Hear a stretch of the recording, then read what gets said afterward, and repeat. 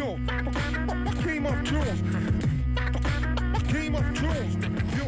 everybody, hi Itama. So today we're breaking down and predicting Brienne for Game of Thrones Season 6, right? Brienne of Tarth, daughter of someone of Tarth. She's a woman in the man's world, like every woman in Westeros. And also in 2016. Still, it's a man's world. But Thank God for that. she's a woman in a man's world that tries to be in a man's position. That's a huge bitch! That's sexist. She doesn't accept her role in the system as a woman. She doesn't accept her gender role as a woman who needs to, take care of the house and bring pretty babies and marry a lord. Her dad tried to marry her to some other lords. It didn't work out. Yeah. She exemplified the fact that a woman, being a woman, is a social construct. Okay. And the role that is expected from women in that society, and you have some remnants from that in today's society as well, that she can't be a warrior, she can't be a fighter. Right. But she wants to be a fighter because she was born with the tools, with the physical tools that will help her to become a prominent, successful fighter, warrior, knight. But she's not a knight because she's a woman. Yeah, she can't break the glass ceiling and become a knight. She's very accomplished. She got to be in Renly's King's Guard after beating Loras and other very prominent knights. Yeah, she got it by her merits as a warrior. Right, and then he died.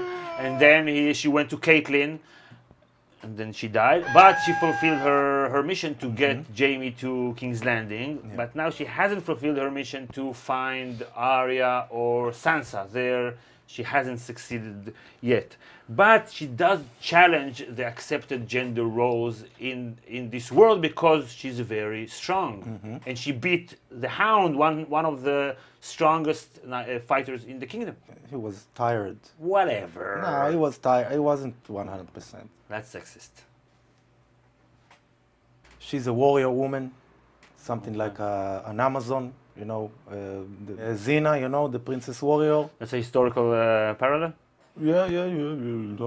She's acting like G.I. Jane. That's her ambition, like to be accepted to this man's only club. Right. Suck my dick! She's more knightly than the knights themselves. That's very interesting in terms of her character. Okay. Outsider that wants to join this exclusive club. Which is supposed to be based on valor and honor. Yeah, and because she's not a part of it, she will act even more knightly than the knights themselves. And they don't take their vows seriously, like her backstory in the books, and also she talks a little bit about it in the show, that when she was growing up, knights treated her very badly and were not honorable and made fun of her, and she's more honorable than real knights, the real anointed knights. That's a little bit similar to the character of Dunk in the George R.R. Martin's, his earlier stories, Dunk and Egg. And Dunk is a lowborn, and he's somehow managed to become the sort of knight, and he's more knightly, more chivalrous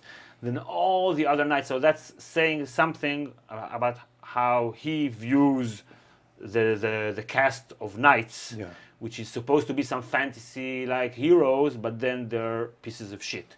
Yeah. And people that are not really knights are the real knights. Yeah, and it's very interesting psychologically that you have the one that wants to be in this exclusive club that he feels he deserves to be. She.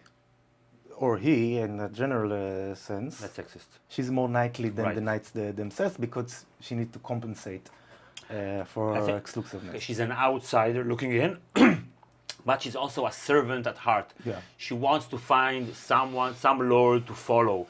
She's not a leader. She's a follower. Yeah. She's like Don Quixote. I've heard of him. Heard of him. The story of Don Quixote de la Mancha is about a 16th century knight. Spanish knight in a period in which everyone already knows that knighthood and chivalry is nonsense. It's not like the old days, the imagined old days. But he walks around acting like a knight from the romances, from the old days. Okay. And he has this sidekick, Sancho Pancha. Sancho Podrick Pancha. And he's like the comic relief, like Sancho Pancha, a little bit. Yeah. That's sexist. She's the only character in the kingdom, riding a horse in the countryside, trying to be a knight, while walking with a squire, a funny squire, that sees her as a knight. Like maybe That's the what only, she truly is. yeah, maybe the only character that truly sees her as a knight. She's trying to revitalize this concept, old concept of chivalry. That's kind of like gay marriage. Yeah, be accepted to society by having the ability to perform the most conservative, To be part of the most conservative institution there is, right? yeah. Okay. With gender roles and stuff like that. Right. So let's get to this video's bold prediction. I think that Brienne's role in the story is basically to expose all that we talked about, all the corruption and all the falsehoods of the Night cast. So last that we've seen from her, she fulfilled another mission and vow, and she killed Stannis Baratheon. Yeah. She couldn't find Sansa, but she's in the snow. Sansa and Theon are in the snow. So how do you see this playing out in season 6? I see her after we will realize she really did kill Stannis. She will be preoccupied by her oath that she took of protecting Sansa. Okay. So I think she immediately will, realize that wait, I have a job to do. have a job to do. Like, She's not one to forget her oath. I see her meeting Sansa. You do see that. I see her protecting Sansa. Protecting Sansa. I see her even saving Sansa and Theon in some way. And I would like to see her fight in the name of Sansa, in the name of the protector of Sansa, Okay. and killing the Boltons, and especially killing Ramsay Bolton, who will probably laugh at her cocklessness, but in a strange twist, she will leave him cockless. And if I try to look beyond the season, like where her character is going, I see her becoming part of Queen Sansa's Queen's Guard.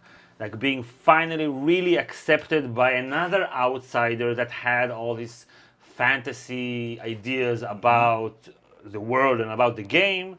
And they both suffered a lot because of it. And she will accept her and see her as she is and will trust her. So I think eventually she will be one of the characters that will get what they want, truly. That's a good prediction. I have a different prediction. That's sexist. Different trajectory. I see her. So please prepare a different video. I see her more continuing this Don Quixote journey. Don Quixote? Don Quixote journey. Like she will maybe she will be accepted and be a knight, official knight, but she will go back on the horse with Podrick Payne, and she will offer her services to people that in need. People need, some cat is stuck on a tree. They will call Brienne, So basically, you're saying that she will get accepted to the club, but then she will say, "I will not be part of any club that wants me to join it." And then she will understand that the real knighthood is not by protecting the elite, but by protecting the people. That could work story-wise. Like she will understand that this club is not what she thought, and in order to be a knight, you need to offer your services and protect the weak people on a daily basis. Yeah. Okay, I can see that. So if you agree with Itamar, please mention in the comments. If you agree with me, please like. I don't know why. Just let's do it like that. And there's a link in the description to our Patreon page. We have a lot of cool extra content for our patrons. Be sure to check it out. It's worth your while. And subscribe to get our next videos, and we'll see you all next time. Bye, everybody. That's a huge bitch. That's sexist. Yo, came up close. Came up close. Yo, came up close.